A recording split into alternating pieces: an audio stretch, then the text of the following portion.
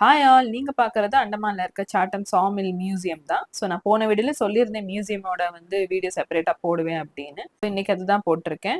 Museum என்ட்ரன்ஸ்லயே டால்ஃபினோட பெரிய statue வச்சிருக்காங்க. அது ரொம்பவே அழகா இருக்கு. நெக்ஸ்ட் ஒரு சாமிலோட மாடல் வச்சிருக்காங்க. ஸோ அது பேக் சைடு பிக்ஸ்லாம் வச்சிருக்காங்க.